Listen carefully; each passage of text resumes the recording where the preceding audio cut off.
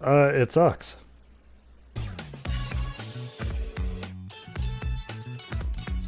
Okay, there's more to it than that. It's not all doom and gloom. I'll talk about everything. Yeah, first off, hello everyone. This is Benjamin T. Collier, also known as Poison Darth Frog.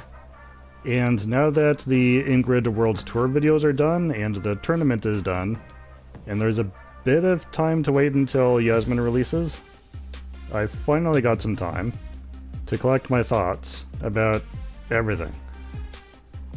Because we got hit with quite a few bits of news since the last time I did a Let's Talk About Street Fighter video.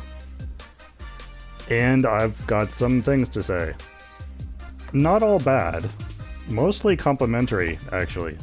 But it's compliments doused in apprehension, because I'm like, what are you doing?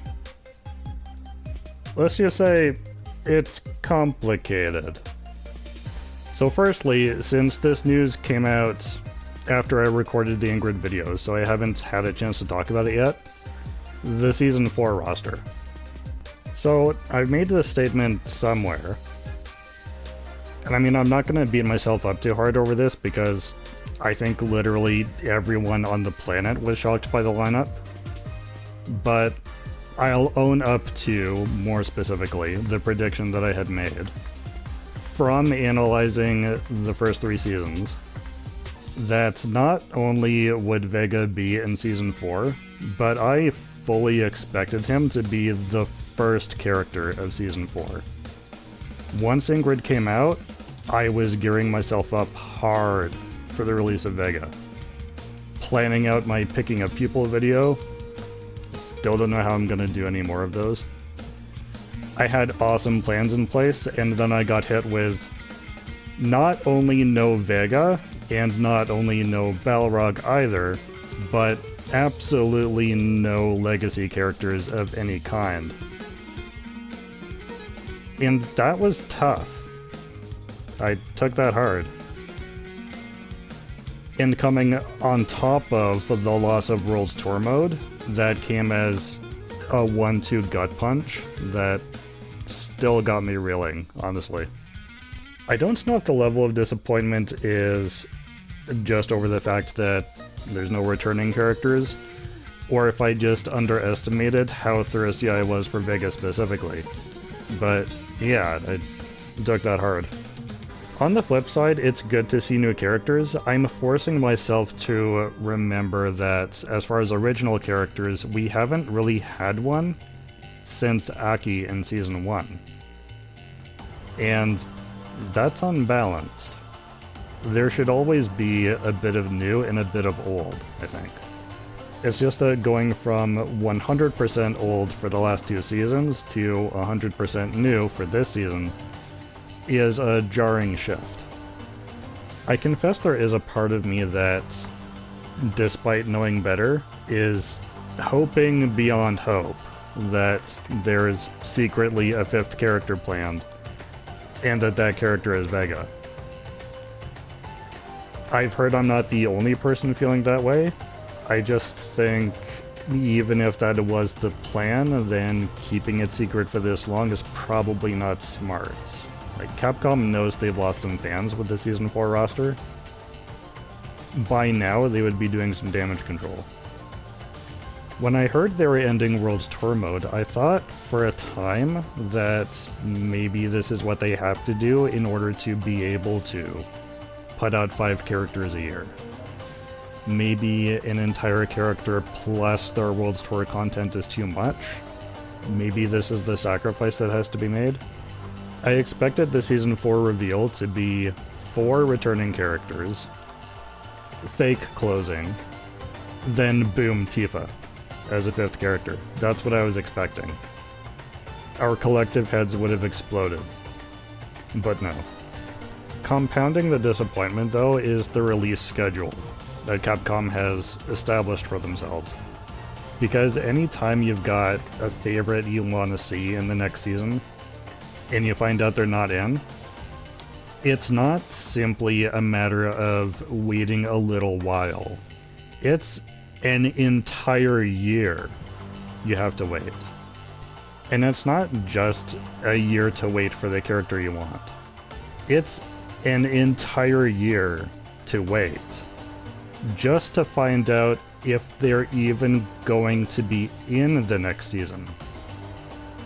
And then it's another entire year you have to wait if they're not.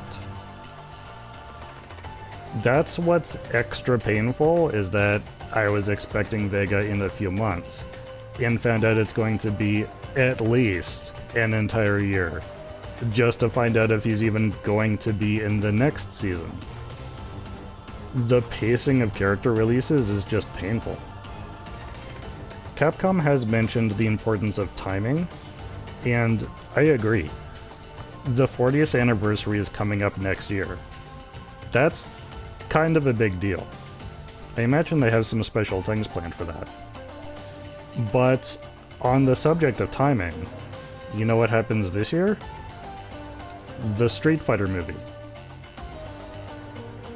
And I find it so bizarre, especially with the company that is usually good at taking opportunities, that in the same season in which this movie comes out, there is not a single character from the movie being added to the game. Not Vega, not Balrog, not even Dan, not even El Fuerte. Nobody. Even Joe would have made more sense than nobody. They probably will, I mean, I certainly hope, have at least new outfits that tie into the movie in some way. Blanca with facial hair would look pretty cool, honestly. American Nightmare Guile. Asian Cammy. Actually, just to give Cammy's movie outfit to Jury. Jury makes fun of things enough that I actually think that would make for a better joke. Anyways, I should spend some time actually talking about the Season 4 characters themselves, so let's do that. I am actually happy to see Bosch joining the main roster. I always thought he should. He's a cool enough character. I just wasn't sure how it would work. And now we know. And it looks like his style is going to be kind of Shaolin, which I'd like to see. I don't think we've had a style like that since Yun. And I've been coming to appreciate Kung Lao from Mortal Kombat more in recent years, since his style started taking on a more of a Shaolin focus. Like, honestly, my favorite part of the new Mortal Kombat movie was the Kung Lao fight, and largely because of his actual fighting style. So I'd like to see that in Street Fighter. Yasmin? I love the Karambit knife. I have one myself, which means I could realistically give myself her style and not feel like I'm cheating. And it'll be cool to see more weapon-based styles getting added to the Street Fighter lore. Tifa, I'm not enough of a Final Fantasy buff to get that excited about it, but I'm happy for the people who are. Honestly, I think I'm more excited about the crossover itself than the fact that it's Tifa specifically. I just love to see crossover stuff happen, and this is a major example of that. Origin, I'm sorry, does nothing for me. I have zero idea of how to get excited about this guy. The only thing we've been told is that his fighting style has to do with breathing. Okay? You know who else breathes? Vega breathes. You know another who else breathes? Balrog. I'm pretty sure most Street Fighters breathe. That isn't really enough to go on as far as a reason I should be looking forward to this guy. In fairness, looking back over the first 3 seasons, even when I haven't necessarily been looking forward to a character, I generally find that once they're released, they're pretty cool. I end up liking them when I wasn't expecting to. I don't think there's a single character so far that's actually been a legitimate disappointment once I actually got to know them and saw what they could do. Everything on the table, though. I don't know how much of that was from their World's Tour content. That going away might hurt the likability of these characters, because there's fewer opportunities to get to know them. On that subject, next thing to talk about, the end of World's Tour mode. I know I've said this a few times now, but it would take an entire video for me to go over everything I appreciate about World's Tour mode.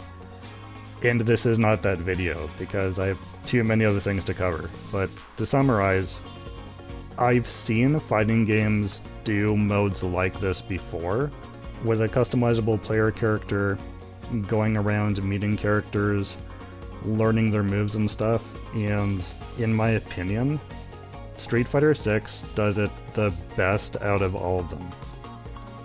By far. And I am including the Dragon Ball Xenoverse series in that.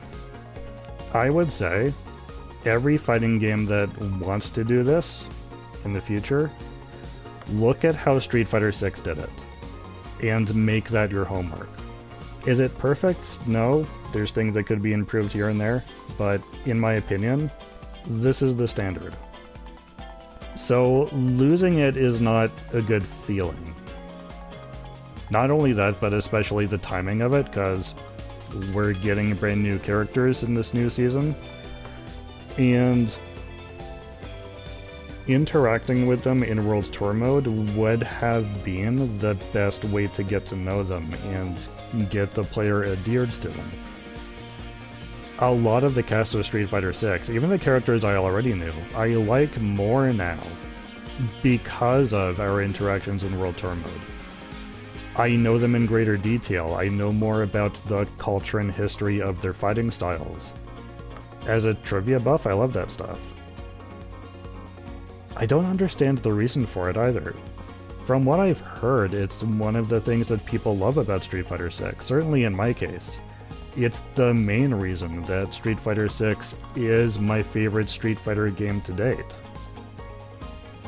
And I definitely hope that they revisit the idea in 7. I thought at first that the reason for getting rid of it was to free up resources to allow 4 or 5 new characters per season, but clearly that's not happening. I don't know if they just got to a point where they weren't enjoying the creative process anymore, or maybe they were starting to get negative feedback from the fans. I know I said that none of the DLC characters from past seasons were disappointing on arrival. There is one sort of exception in that Alex caused some issues, and it primarily had to do with what story information was revealed in his World's Tour content. Not exclusively, because you do come across some of it in his arcade story as well, but the specific mention of her being his adoptive sister and biological cousin, and them getting hitched and having a baby, certainly it didn't sit as well with Western audiences as it did overseas. Maybe the concluding of World's Tour content is happening as a response to that, thinking that if they hadn't needed to reveal so much about these characters, then the issue wouldn't have come up. But if that's the reason, then the problem isn't with World's Tour mode, it's with Alex, and the direction that the writers decided to take with Alex. Don't blame World's Tour mode for that. Don't shoot the messenger, shoot the message, is, I think, how the saying goes. And lastly, I want to talk about the future of Street Fighter 6. We've heard it said that timing is a big part of how they're planning things out, and the 40th anniversary is next year. Odds are, like it or not, ending World's Tour mode is likely a sweeping away of the old in order to make room for the new. I don't know what the new is yet, but I'm looking at the signs, and I've got some theories. Not that my theories have a perfect track record, but maybe I'll be surprisingly correct this time. Bosch Yasmin, and Arjun are all new characters to a Street Fighter main roster. They also all seem like Nishal is their home territory, at least as far as existing locations within the game. The release of all three of these characters within the same season points me to suspect that what is happening with these characters is a new story in itself. Another thing we've heard is the idea of 10 years of support for Street Fighter 6. Not necessarily as a guarantee, but as a possibility. Thus implying that when all said and done, there will be more seasons without World Tour mode than with. And the centerpiece of this first post-World Tour season is Bosch, a character who died into your avatar brought back to life through the Ingrid DLC. What's rolling around in my brain is this. What if World Tour mode this entire time was just a prologue for the real main story? We were all excited, or at least I was, over the presentation of World Tour mode as the main story of Street Fighter 6, with my own avatar as the main character. But what if World Tour mode is being replaced with a new mode closer to the story mode of Street Fighter V, starring the main roster characters, including and especially Bosch? What if the new timeline is the real canon story of Street Fighter 6? Since I get the impression Bosch is the starring role for this, we likely won't find out if this is even a thing until at least his release at the end of Season 4. And of course that's assuming if I'm even right about this. I could potentially get into that. I do like Bosch. I like myself more, but you know, who doesn't? The only issue is it probably wouldn't play like World Tour, with all the open worldness and going around talking to people and building relationships at leisure. If anything, it's likely just a series of cinematics broken up by playable fights, which can also be fun, but also has been done to death by other games, including Street Fighter V. So I'd like to see them do something different. And if this new timeline with Bosch as the main character is the canonical official storyline for Street Fighter 6, there remains the legitimate question of what happens to your avatar. Canonically, after the Ingrid missions, a few things must have changed. Sure. What exactly changed is unclear because Ingrid has you going back and retconning a few different moments. And not all of them actually fit together in a single timeline. Because, like, you can't have both prevented him from being captured and also freed him after getting captured. That can't be one timeline. But the one retcon we know has to be true in order for this new canonical timeline to even exist is when you fight JP to prevent him from planting the bomb.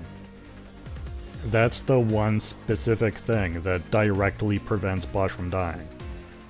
And his tournament victory is mentioned after the fact.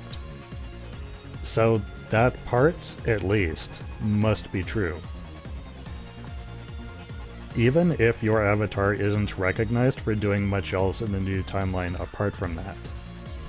And even if most characters don't know who your avatar is in the new timeline, here's the thing. There is one person who still knows you. JP. When you show up in that room, out of the blue, JP is surprised to see you and at first does not recognize you, but then he remembers you from an earlier tournament. Then, you kick his ass, take away his bomb, and foil his plans. Now, I'm just running theories, but I'm guessing that got his attention. And I don't know the exact nature of JP's powers, but I believe they have something to do with fate. He knows how to find out who you are, and where you sleep. And you've given him a motivation to learn everything he can about you. And depending on the exact timeline, he probably feels like you owe him a cardboard box fighter. Remember in my wishlist video when I said Seth won't be added to the game because your avatar is basically the new and improved Seth? And that I wouldn't be surprised if it turned out that your character was the true end boss all along? What if, in this new story mode in which you play as Bosch, your own avatar is the new cardboard box fighter and the real end boss? Just some thoughts. Thank you all so much for listening. Let me know your thoughts and feelings and theories in the comments below. It's an interesting time to be a Street Fighter fan. There's a lot of things up in the air, a lot of things uncertain, a lot of things to look forward to, some of which we already know, and we'll face it together. I hope you're all staying safe, and I'll see you later.